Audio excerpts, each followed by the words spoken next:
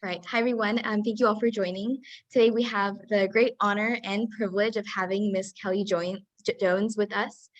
Kelley is a lifelong never smoker who was diagnosed with non-small cell lung cancer at the age of 36. And since then, she has had clean scans and is navigating life post-cancer. And she's joining us today here with the American Lung Cancer Screening Initiative to share her story. So Kelley, thank you so much for your time and willingness to be here with us. No, I appreciate it. Thank you. Awesome. So to start things off, we'll introduce ourselves briefly and the American Lung Cancer Screening Initiative for those who might not be familiar with the organization. So my name is Priyanka Senthil and I'm the program director. And with me, I have Drake Wong, Anish Gugilam, and Vasa Patel. I'm also going to share my screen briefly with a few slides about ALCSI, which is short for the American Lung Cancer Screening Initiative.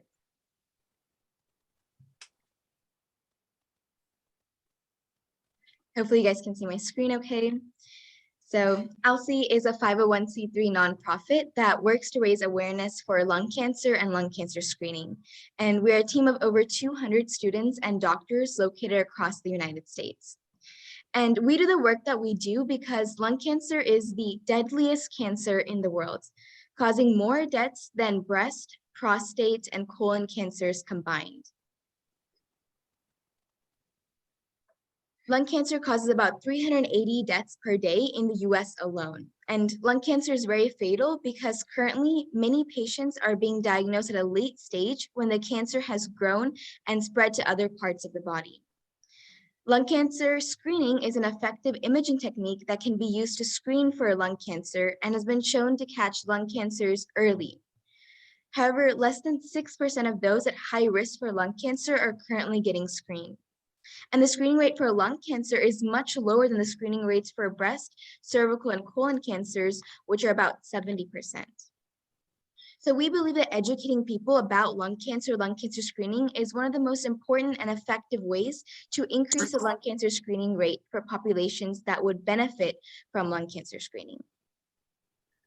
So far, we have given about 100 presentations on lung cancer and lung cancer screening to universities, hospitals, medical schools, and organizations around the US, as well as India, Canada, Brazil, and Mexico, reaching over 10,000 people. And we worked with community organizations like the South Asian Network and the American Indian Cancer Foundation, as well as city and state health departments, including the New York City and Connecticut health departments. And over the last year, we've worked with 105 mayors from every single US state to issue proclamations recognizing November as Lung Cancer Awareness Month. And we've also had the opportunity to work with several leaders at the state level, including Arizona State Leader Senator Leila Alston, who is a lung cancer survivor, Pennsylvania Governor Tom Wolf, and Lieutenant Governor of Colorado Diane Primavera to increase awareness of lung cancer screening. And in addition to our education, advocacy, and outreach efforts, we recently started a podcast series to share the personal side of lung cancer and provide a platform for lung cancer survivors and advocates to share their stories. So without further ado, we can jump right into the podcast. We have a few questions prepared for Kelley, but we will also have a Q&A session at the end where you all can submit any questions you have for Kelley. And this podcast is being recorded and will be shared on our YouTube and social media pages. Awesome. So Kelley, could you please introduce yourself and share your background? Yeah, sure. I'm Kelley. I'm from Boston, Massachusetts, and I am a 4-year non-small cell lung cancer survivor. I was diagnosed in December of 2018 and also had a lung lumpectomy to remove my lower right lobe in December of 2018. And like you nicely introduced me, I am very fortunate to have clean scans and continue to be monitored. And I am 1 year away from hitting 5 years, which in the cancer community is a huge, huge milestone for remission. So in addition to my cancer journey, I have worked in off-price retail and marketing for the past 24 years. And I'm a proud auntie and crazy dog auntie. So I'm very excited to be speaking with you tonight. Thank you, Kelley. So depending on how much you're comfortable sharing, could you please tell us a little bit about your experience when you first got diagnosed? Yeah, the actual day I got diagnosed was the weirdest day I've ever experienced. I should probably rewind it 8 months prior. I was very sick before my cancer diagnosis. Admittedly, I did not listen to my body, and my body was freaking out. I had my mom and my sister telling me to go to the doctor. So started out, I was getting very intense, like swelling in my legs and in my ankles. Very noticeable. Ignored it. And then I started to get intense bone pain, to the point where I couldn't really even walk. It was a struggle to do ordinary things like go to the bathroom, get up from your desk at work, and get, copies off the printer. Really mundane things were very hard for me to do. And I would actually build in time. If I had a meeting at 2:30, I would plan a meeting at 2:15, just so I could like work up the strength to get up because I was in so much pain. I can't tell you why I didn't listen to my body at that moment. I think honestly, I was afraid of what that meant. Clearly there was something wrong and I was afraid. So I'm here to also tell you, listen to your body. But I have a fabulous primary care physician, Dr. Jonathan March in Raleigh, Massachusetts. And he was like, listen, we're going to get you to the right specialty doctor. We just don't know who we're going to get you to. So you have a bunch of things that, we can't really narrow you down. So we did tons of testing. I have summer Fridays at my work, and I swear every Friday at 1:00, I was at multiple hospitals across the Boston area. So we did narrow it down, and I was going to either go to a pulmonary specialist or a rheumatologist. And I started to get clubbing of the nails, which I was at my nail salon. I was like, oh, that's not normal. And I told my primary care, and he was like, I think you need to go to a pulmonary specialist. So we did a sleep study for sleep apnea. We checked to make sure I didn't have a hole in my heart. I did a lung functioning test, which I passed and didn't know I had lung cancer at the time. And then just on a whim, he says, listen, you're a non-smoker. We've done everything. I'm going to go have you do a low dose CT scan. And I can confidently say that was the smartest decision he ever made. And my cancer was found at stage 1, thanks to a CT scan and the screening that is out there for lung cancer specifically. So my journey to get diagnosed with lung cancer was kind of crazy. I didn't have this typical symptoms. So I didn't have a cough, a persistent cough. It was really the intense bone pain and then the clubbing of the nails. That was really a key indicator for my primary care doctor.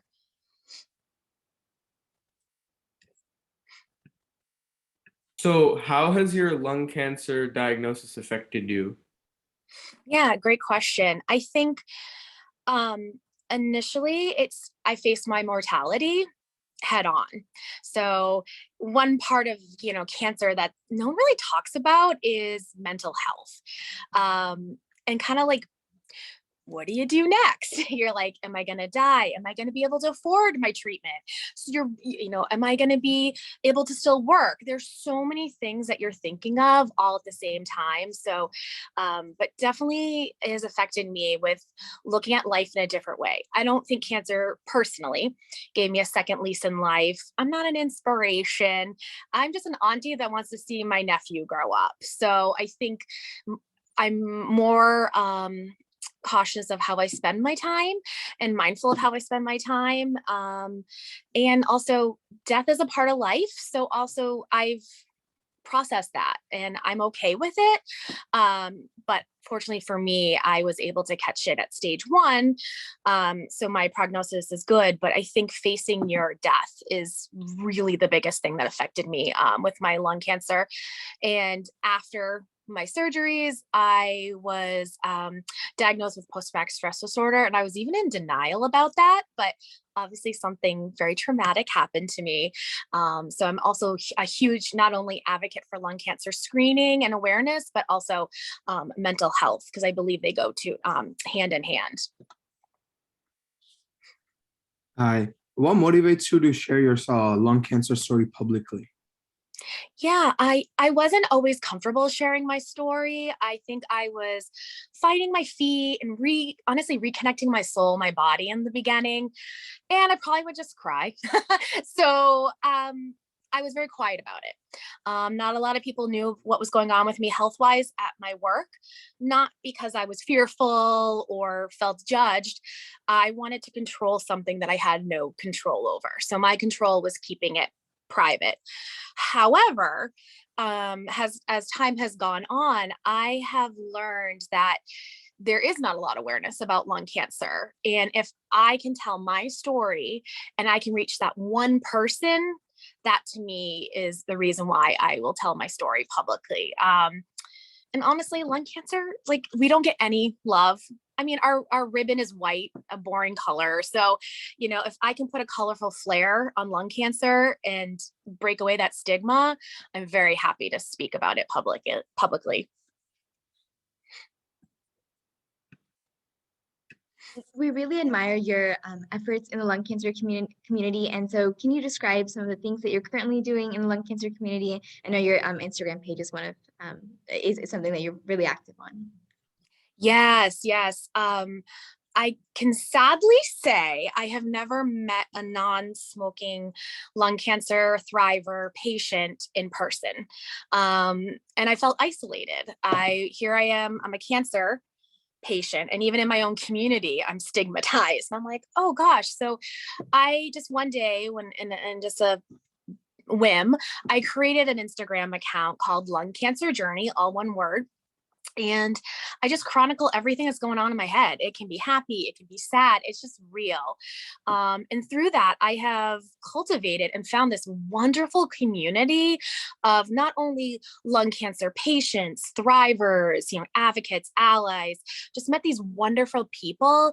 And now I feel connected to this lung cancer community. So I'm so thankful to that community. They give me what I need, and I hope I can give a little bit back to them. But sadly, I do get direct messages. I get probably about twice a week, I get someone DMing me saying that they've just been recently diagnosed and they don't know where to go. Obviously, I'm not in the medical profession, so I can't give them any medical advice, but I can help them navigate, how they're feeling. And I can give examples of what I went through, and just have that connection and that touch point, because I feel like, with lung cancer, it's stigmatized. Let's call it like it is. And, with breast cancer, you say you have breast cancer, someone gives you a hug.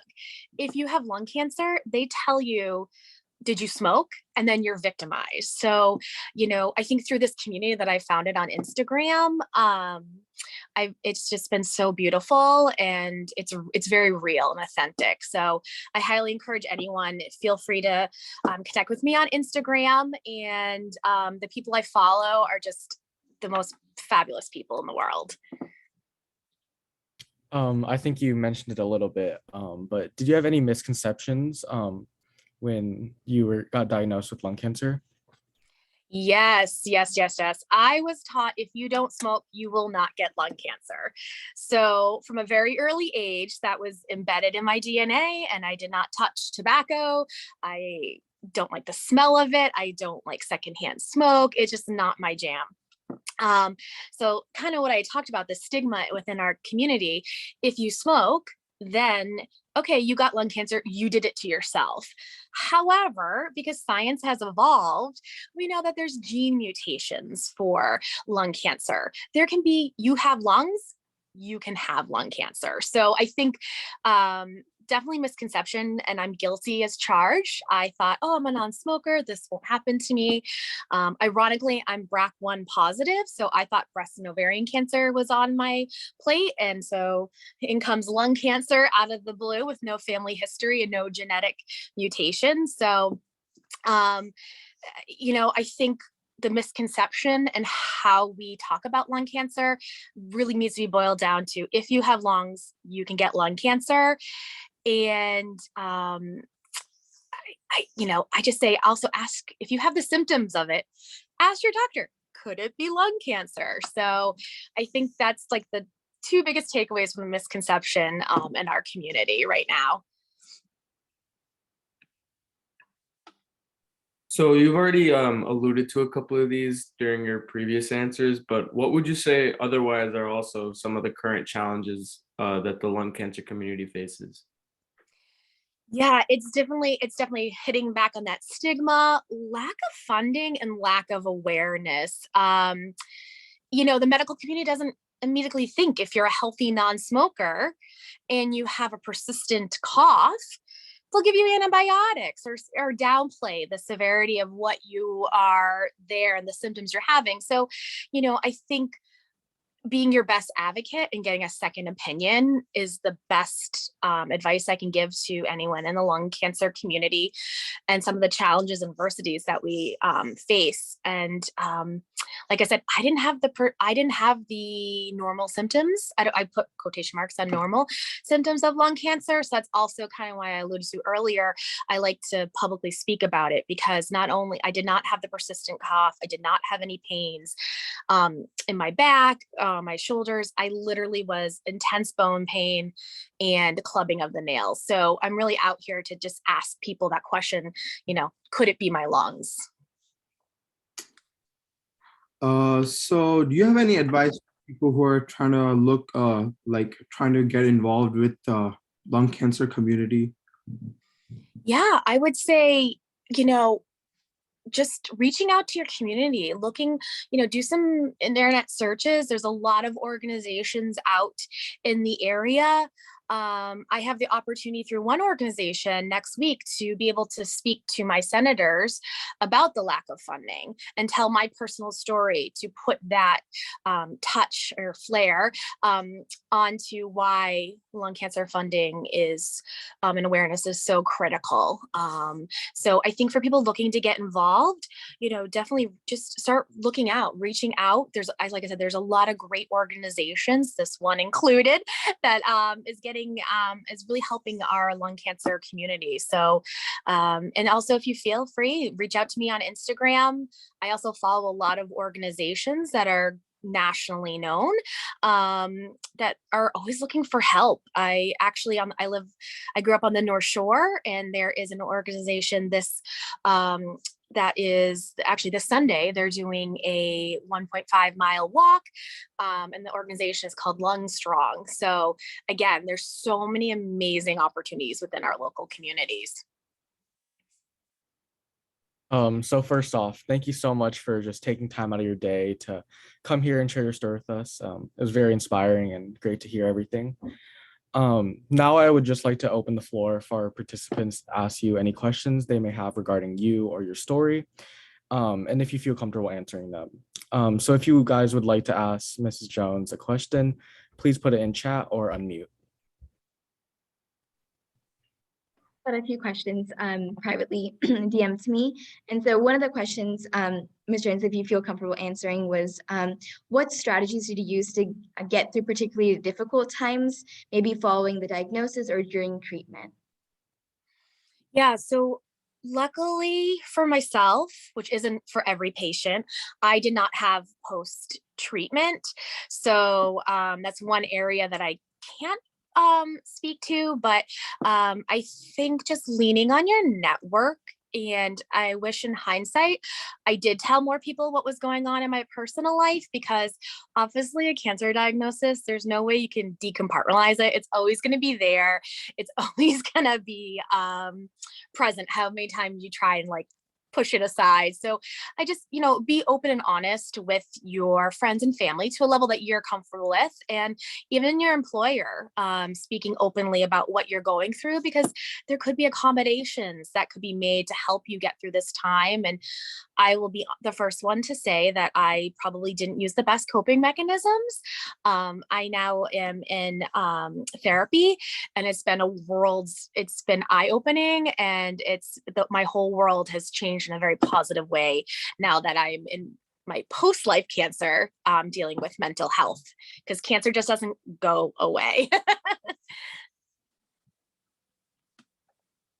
Thank you. Another question that I have is an audience member submitted was, do you have any advice for people currently dealing with lung cancer? Yeah, just know it stinks. It stings. Let's call it like it is. You don't have to be positive all the time. I think just be very genuine. with your feelings, and also be very kind to yourself. I'm someone who gets very frustrated and like I'm my worst, critic. No, have compassion for yourself. Be selfish with your time. It's your cancer. It's your cancer diagnosis. It's your cancer journey, and you don't need to please anyone and be selfish. So I think, just be very kind to yourself. Very kind.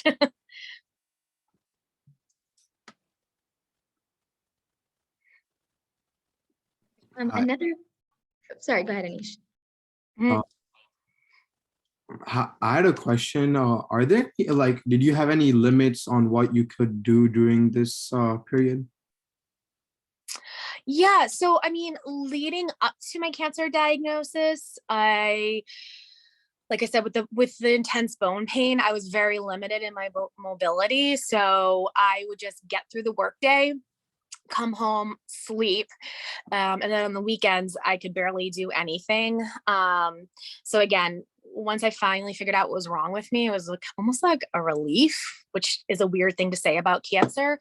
But after my surgery, my swelling went down, my bone pain was gone within 72 hours. It was night and day. So even though I had some pain from my surgery, from my lung lumpectomy, I was very pleased that I could, walk and not be in pain. And then after my surgery, I was limited to how much I could pick up.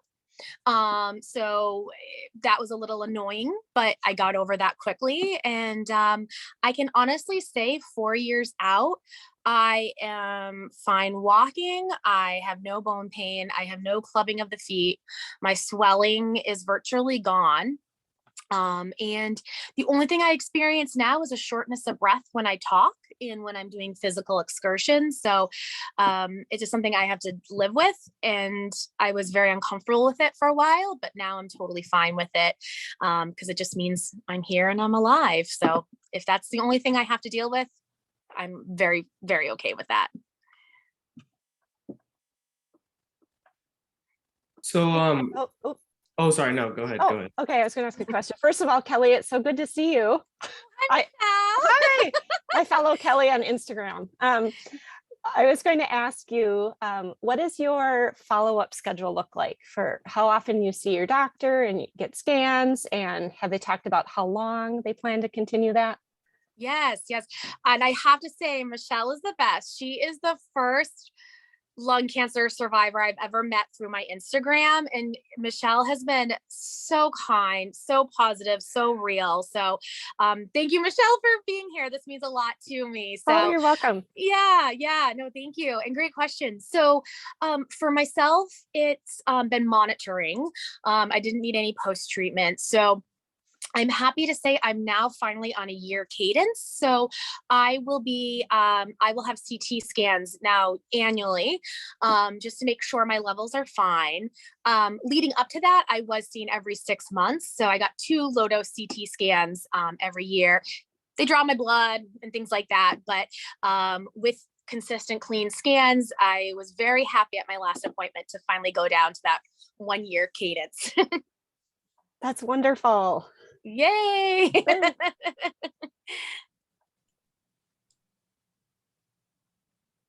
So I was just gonna ask, so what are some of the key questions you would recommend to ask the doctor after receiving a lung cancer diagnosis?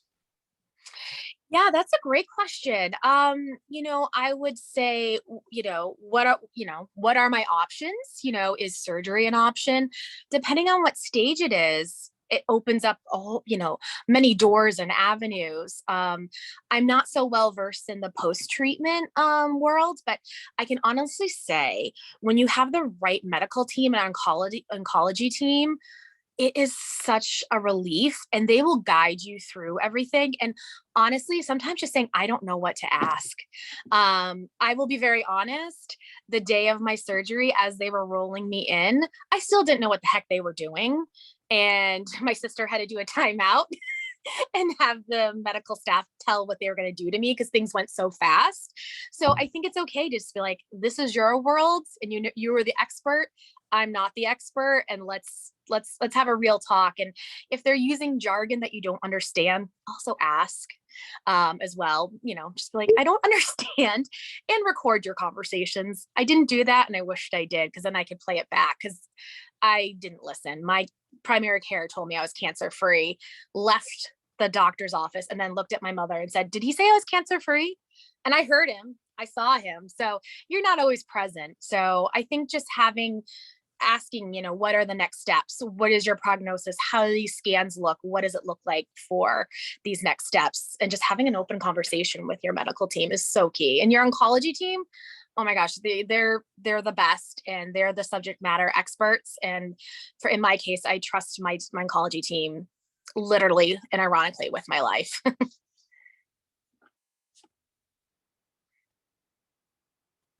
Another Hi. question that go ahead, Vasu. I had a question. So what advice would you provide to someone whose loved ones is suffering from lung cancer? Yeah, that's great. I've learned through my own cancer that I was not being the best support system for people. What I thought I was doing, what I thought was the right thing, but then obviously I realized, quite frankly, I wasn't doing it right. So I would always, instead of saying, I'm here for you, you know what, just come in and say, hey, I'm going to make your dinner, or let me help you. Do you need a ride to your doctor's appointment on X date? Just come to the table with, also, I think when I had cancer, the best thing that ever happened is my cousin texted me back and he said, I don't know what to say, but I love you. And honestly, that was the best text I ever got. I was through my cancer journey. And, I think just acknowledging the cancer and acknowledging that uncomfortableness and not knowing what to say, and just simply saying, like, I hear you, I see you. And, if it was a family member or a dear friend, I love you. So I think that's really important. And listening. Just listening. It was really comforting for me to have a safe space just to talk about, everything that was going inside my head. And they weren't like, oh yeah, my neighbor's dog walker's mailman also had cancer. Cause I think we have a way of trying to incorporate ourselves into the conversation. So we have something to relate to. Just listen. And like I said, if you can help someone by saying, instead of saying, let me know what you need, I didn't know what I needed, but when I got beautiful care packages from friends and coworkers, it just warmed my soul. So I think just listening and just reaching out and acknowledging the ickiness is the best thing you can do for someone. Great. Another question I have is, looking back at your journey, is there anything that you would do differently? Oh, 100%. I think definitely would have listened to my body sooner. I did not. Like I mentioned earlier, I can't tell you why I didn't listen to my body, but I will definitely have I would have listened to my body sooner. I'm very fortunate that when I was diagnosed, it was still stage 1. It didn't progress into another later stage. And also just being more of an advocate for myself and what I needed. I returned back to work after 6 weeks, which was fine. I thought that's what I needed physically, but not mentally. So I think I would have taken some more time off just to reacclimate, because going back into the world that you went into before cancer is so weird post-cancer. And just going to work and just sitting at your cube, I would look around and just be like, what is going on? Like, this doesn't mean anything to me right now. Like, I'm so disconnected. So I think I would have definitely listened to my body sooner, taken a little bit more time for myself, for my mental health. I would have definitely started my mental health in therapy sooner as well. Because I think I was burying things that I should have been dealing with the whole entire time. And on a related note, the other question that I have it submitted is, what are some of the mental health strategies you used when dealing with your diagnosis? Yeah, I think, one is acceptance. I can't be in denial. I have this icky cancer in my body. I was like, I struggled very much with, like, how do I live in a body that tried to kill me? But then one of my therapists said, well, Kelley, your body freaked out so much that you were able to get it told you you had cancer. And so I think for me, it was being more compassionate to my body, and my mental health, just being more compassionate to myself. I can't live in regret. I sometimes try to push to the future, but staying in that moment has been key. I am also a huge advocate of meditation. It's a practice that I have started, and there's multiple apps out there and free apps and, out there, and just kind of reconnecting and slowing the world down just for like 5 minutes. If you can do that, it really has grounded me with my mental health. And, I definitely say in partnership with your therapist is just a beautiful combination. Great. Another question is, how was the process of scheduling a CT scan and actually getting it? Yeah, I have to say it was really easy. Being from Boston, I through Mass General. They are amazing. They have schedulers. They do everything for me, and I just like literally pull up my calendar and say, "Yep, I can make it on this day." No, and they would schedule everything for me. I would just show up. There was really no wait time, I have to say. And the procedure of a CT scan, for anyone who hasn't had a low dose CT scan, isn't that invasive. You do have to have contrast and an IV put in. So if you're afraid of needles or a little squirmy, just know it'll pinch, but then you'll be fine. And then once you have the IV in, you're taken into a room. And actually on my Instagram account, I do have some photos of what the CT scan looks like, machinery, if you've never seen it before. And literally they walk you through everything. I have to say my experiences with Mass General has been phenomenal. Even though I'm a pro at CT scans, every time I go in, they thoroughly tell me what they're going to do, at what step, and they walk me through the whole entire thing. So the actual scan is only like 5 minutes, not even. They will, when they put the contrast in, it's a little bit of a burning and you're uncomfortable for a few seconds and you're like, woof. And just when you're about to be like, okay, this is enough, it's done. And then you go on your day. But the actual scheduling of the CT scan, very, very easy, based on the need of when you need to have that CT scan. At least in my case, they have multiple partners, so they can get you in fairly quickly. And your results, that's the part that they don't tell you about. I call it scanxiety. Sometimes waiting for those results is sometimes like a week, which can be very nerve-wracking. So scan 5 minutes and then 5 days to get the results back, unfortunately. So I think that wraps up our Q&A session for today. Just thank you again, Mrs. Jones, for your willingness to share your story and perspective on many of the pressing issues in the lung cancer community. We appreciate the work that you're currently doing to help raise awareness about lung cancer. And thank you everyone for being here today to hear her story and be here for our first podcast ever. Please keep a lookout for many upcoming podcasts or events we will be hosting. They will be listed on our website at www.alc.org. We will be dropping that in the chat. We also encourage you to join our monthly newsletter where we share updates on upcoming projects within our organization. We will also be dropping a Google form where you guys can sign up for newsletter and be updated on everything. And I will be dropping Kelly's Instagram so you guys can follow her and just keep up with her story. And I'll also be dropping a brochure with information regarding ALCSI and everything we're currently doing here. Well, thank you for reaching out to me.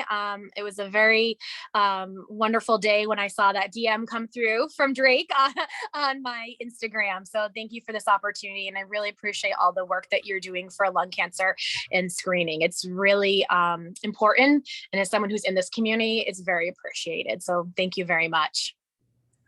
Thank you so much, Kelly, for your time. We really appreciate it. Yes, thank you.